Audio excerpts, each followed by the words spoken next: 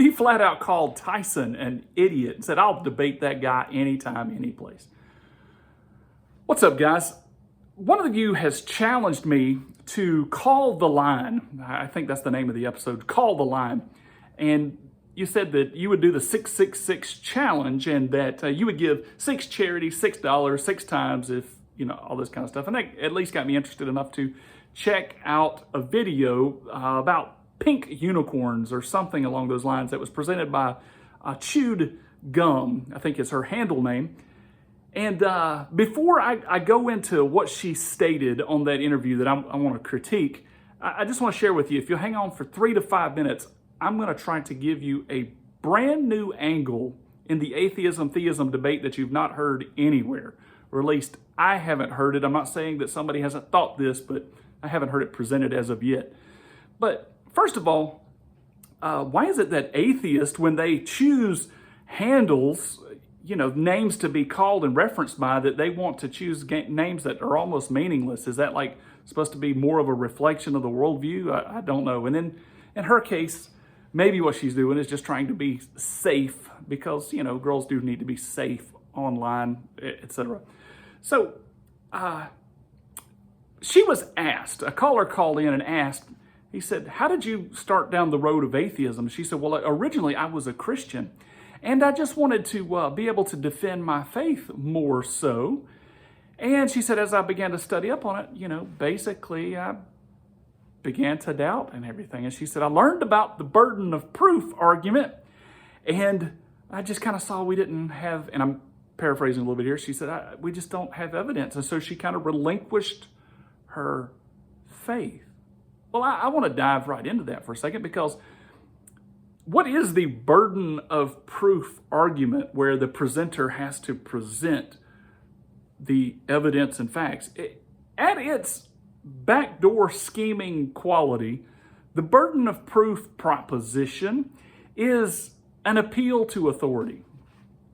That's actually what it is. It is an appeal to, I don't trust you per se, so let's appeal to authority. And here's the authority we're going to appeal to. We're going to appeal to logic. And then you have to get into whose logic. And looking into that a little bit, can the presenter present that they are conscious? So let's say I myself as a Christian am in a debate with a non-Christian and they're like, let's go to burden of proof and all this kind of stuff, and let's go to the appeal to logic and all this kind of stuff. And I say, well, okay, can you prove to me that you are conscious?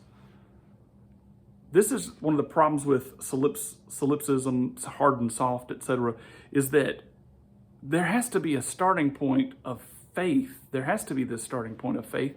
And so the presenter can't present that they are actually completely conscious. Anything that they could do, whether they slap us or kick us or talk to us more or whatever they would try to do to prove that, could we not be hallucinating these things?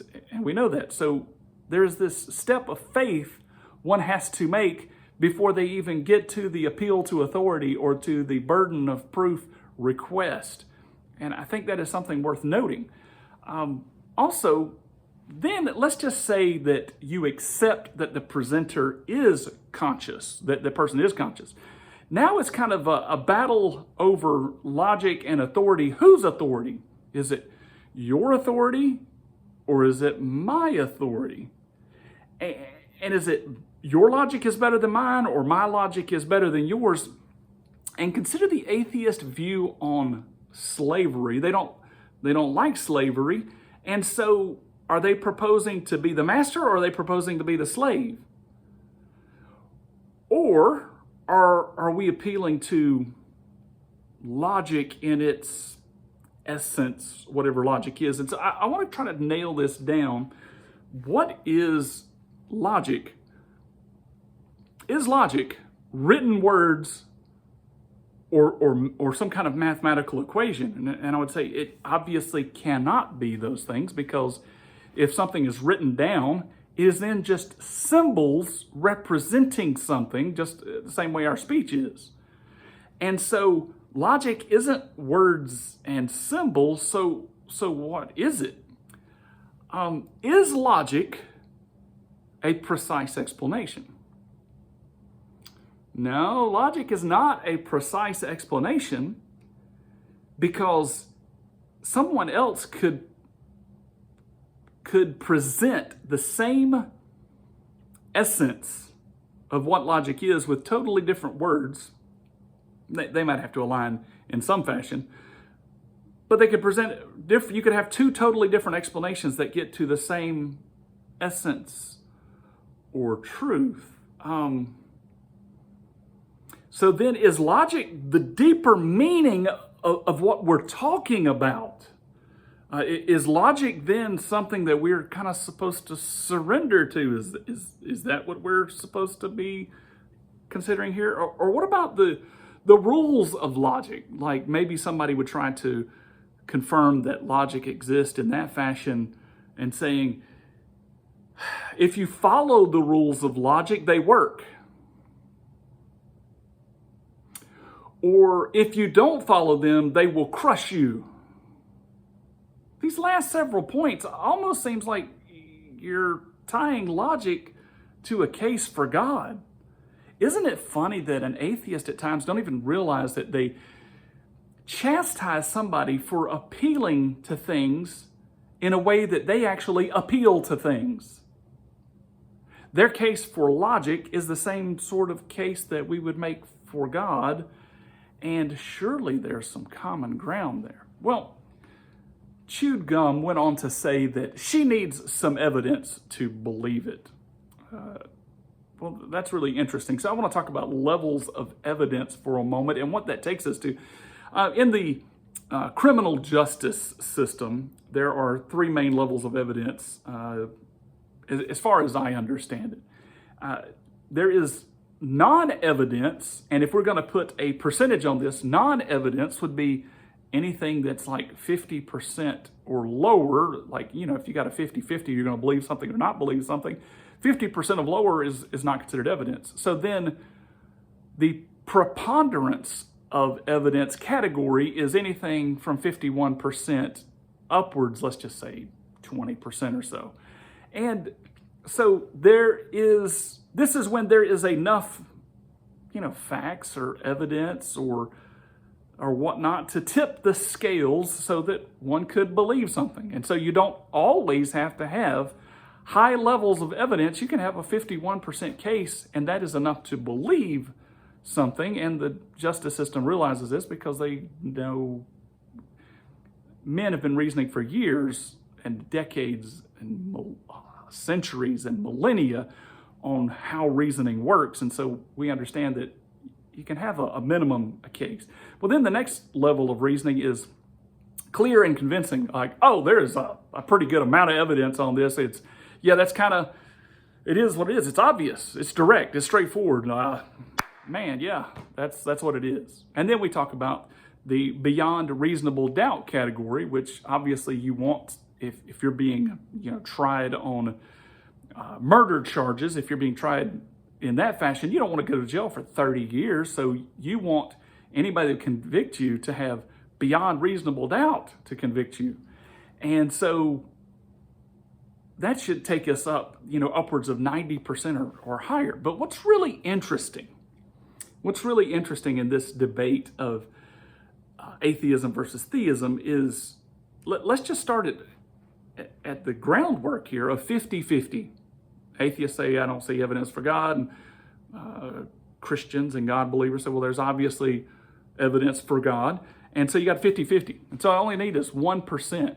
And this is kind of where like Chewed Gum was proclaiming this. She's like, I just need some evidence. Just give me some evidence to believe. And they act like there's just one piece of evidence. If there was just one piece of evidence to get to the preponderance level, that they would believe. That's what the speech is about.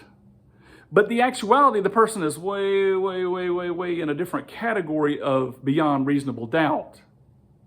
That's the level of proof that the atheist asks for often in requesting the ability to believe in God. They don't want to just get into like just say, clear and convincing territory. They don't even want a preponderance of evidence. They want beyond all reasonable doubt.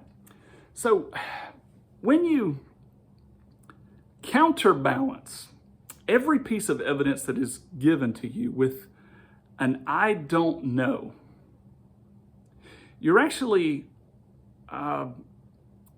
beginning to lie. You're beginning to lie to yourself.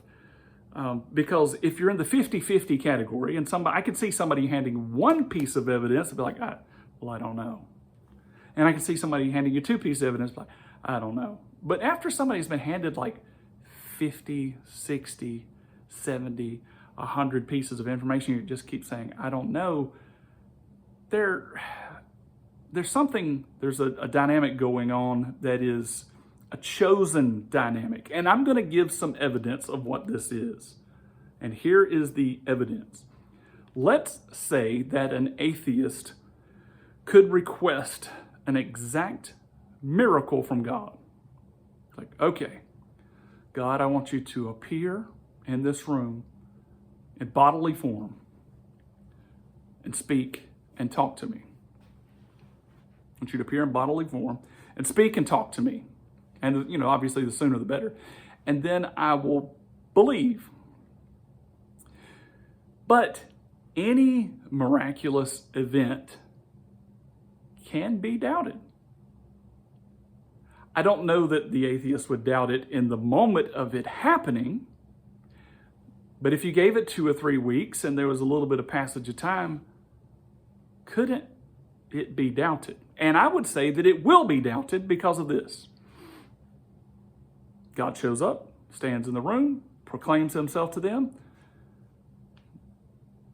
Several days go by, they're going to be like, wow, that was just an absolute coincidence. That was a coincidence. The government must be testing out new equipment, new psychological warfare equipment, and so they used that weapon on me. That's what happened. And the reason I can say that with certain confidence, is because a lot of atheists, I'm going to say the majority of atheists, believe in totally irrational things anyway, like explosions, creating stuff, and they believe in life just popping out of nowhere and there being this organization throughout time when there's not complete evidence of any kind of linkage of these things happening. And they just believe a lot of irrational things like, there is no case for morality and there's no case for this. And if I'm going to believe in all that stuff is coincidental and accidental, then I'm going to believe that if God appeared right in front of me, that was coincidence. And so I think that helps to prove that they wouldn't even believe if they were given the evidence. So they say, show me and I will believe. But that's not really the case.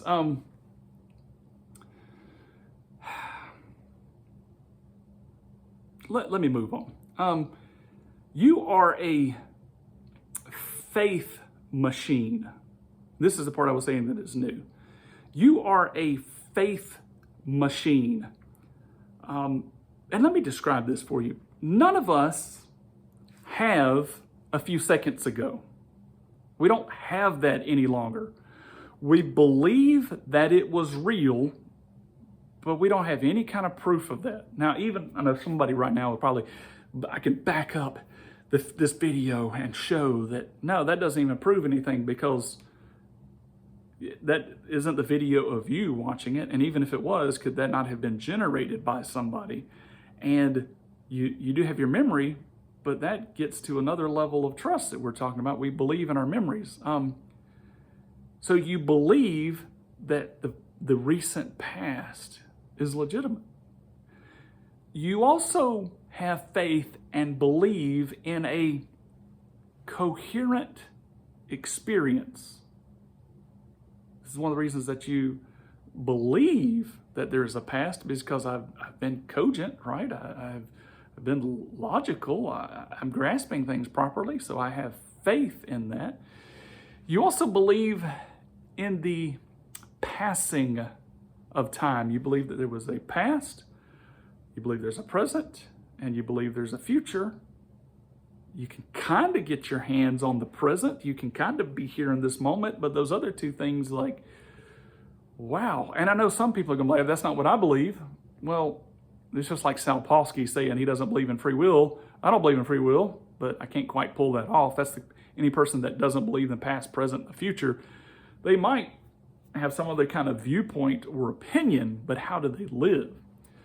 You also, I've already mentioned this, but you also believe that your memories are true, that the majority of them are true.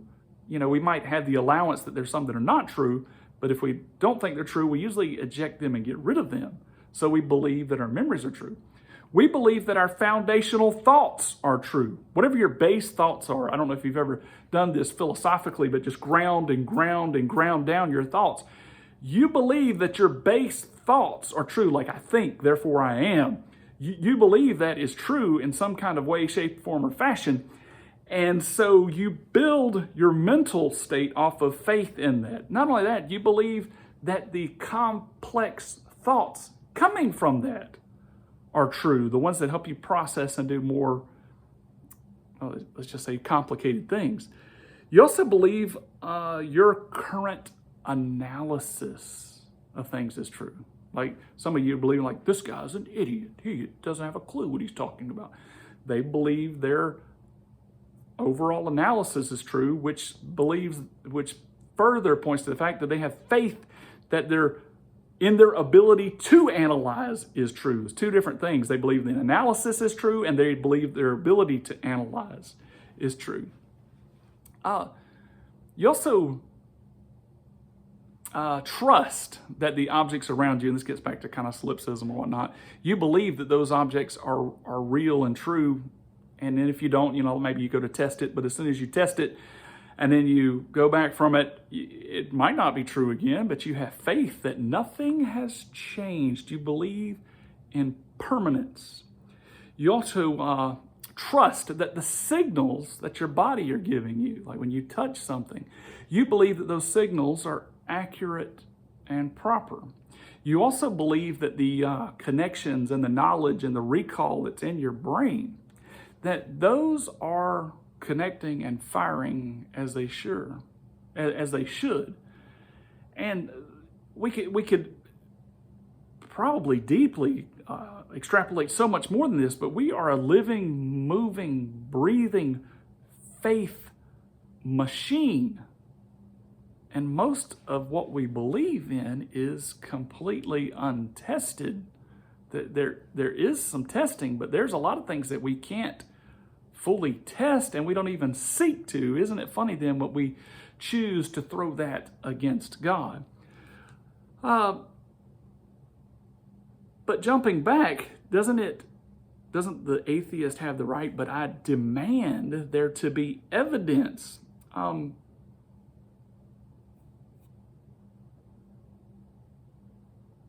lost. I'm sorry. I'm lost. Anyway, so we are a faith machine. Let me get back to chewed gum. She stated, we're not going to believe things unless we have a reason to believe them. Pay attention to that statement very closely. We are not going to believe things unless we have a reason to believe them, which I think this is fascinating too, as well, that atheists, faith machines that they are, have faith. It's just, what is their faith in? Where did this faith mechanism come from?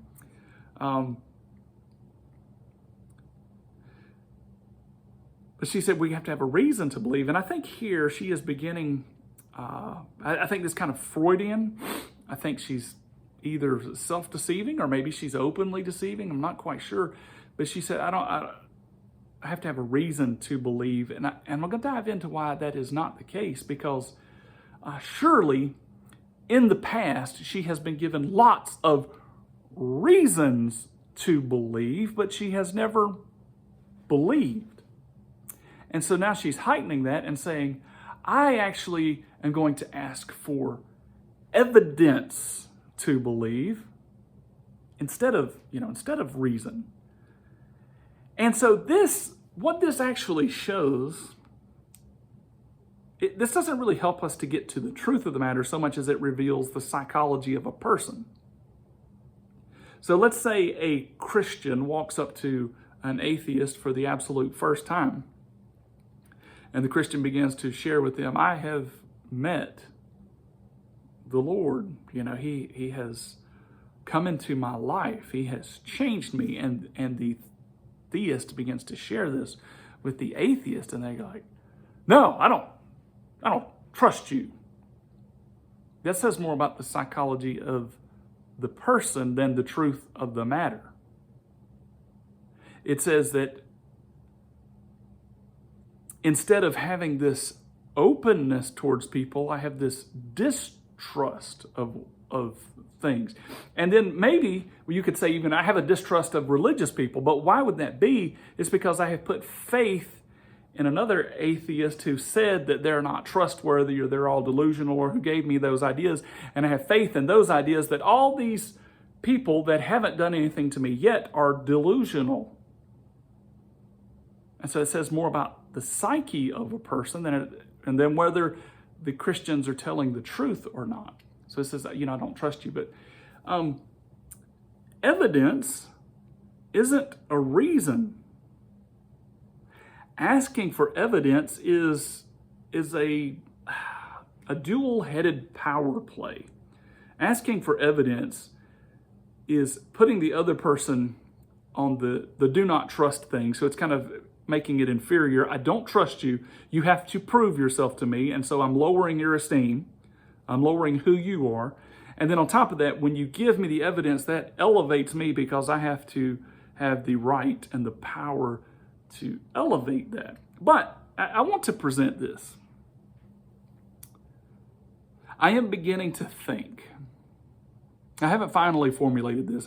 It needs probably another 20 years to mature, but I am beginning to think that a proof miracle isn't even possible. I do think that miracles have happened, can happen, do happen, will happen. But I don't think that a proof miracle can ever happen. So if an atheist is on the fence, and we're an agnostic, and they're sitting on the fence, and they're like, well, I'll believe if I have an affirming miracle. That is like asking God, I want you to build a rock that's too big for you to lift. It's circular and speaking in nonsensical terms. And since everything in life can be doubted, everything can be doubted, you are given that freedom, there isn't anything that can be presented to you that can't be doubted. So asking for a proving miracle is actually an irrational thought. Think about it. If I ask God, I want a proving miracle, and He sends me the miracle that I can doubt because I have the freedom to doubt, then that's not really possible. God can't send both. He can't, if you label a miracle a proving miracle, or you want a miracle because it could be proved, you are asking an impossibility because everything can be doubted. And if you don't believe that, the reality that you're in right now, give it a few weeks. Isn't it easier to, like, let's say I know where I'm standing right now, and couldn't in like 3 weeks, like, at this time of day, I don't remember where I was, and I kind of doubt that I might have done that. And then you give it more time, you're like, I kind of doubt what was going on in that time period. Anything can be doubted, and so it's an irrationality. So instead of asking for an irrational concept, maybe you should look back through your history at all the evidence that somebody else claims as evidence that have presented to you, and look at the labels again that you have labeled them as doubt, not true, this is not real, and maybe you have overlooked something and slapped a label on it for a reason that you might not even be quite aware of.